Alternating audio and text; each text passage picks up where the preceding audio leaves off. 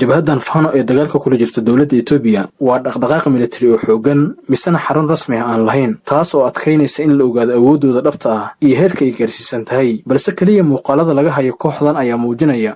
siday ciidamada Itoobiya ugu dagaalamaan magaalooyinka iyo baadiyaha gobolkan iyo siday ugu qalabeysan yihiin hubka culus sidoo kale waxay beegsadaan ciidamada militariga Itoobiya xilliyada socdaalka ay ku jiraan jabhada Fano sida la qiyaaso waxay leedahay ilaa 10,000 oo dagaalyahan iyo 100 maleeshiyaad kale ah oo ka howlgala gobolka Amxaarada kuwaasoo daacad u ah ajandaha kooxda sidoo kale warbixino kale ayaa sheegay in marba marka ka dambaysa ay sii kordhayso awoodda jabhada Fano waxay ka soo jeedaan gobolka Amxaarada san hordhac warbixinta ku sheegay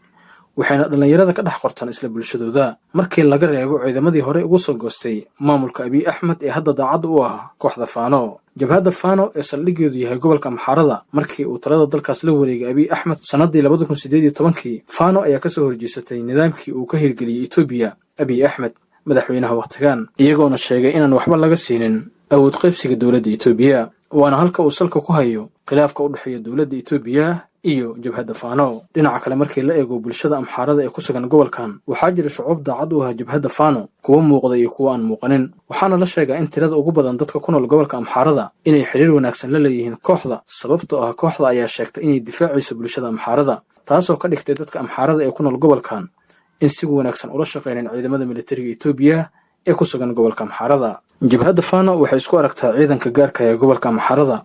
waxayna si buuxda hore uga qayb qaadatay taageerada ciidamada dawladda dagaalkii ka dhanka ah jabhada Tigreega san hordhac warbixinta ku sheegay waxayna jabhada Fano hore u ahayd xulafo muhiim u ah Abiy Ahmed waliba waxay jabhada Fano Abiy Ahmed u fududeysay inuu xakameeyo awoodii Tigreega oo dardar ku socotay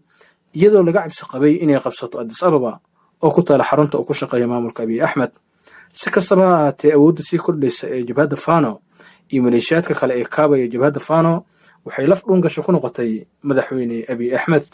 27 Abriil sanadii 2023 waxaa la dilay Girmaya Shtila oo ahaa siyaasi saameyn ku dhaxlaha bulshada Amxaarada dilka siyaasigaas kadib waxaa si laba jibaarmay dagaalka kooxda Fano iyo militariga dawladda Itoobiya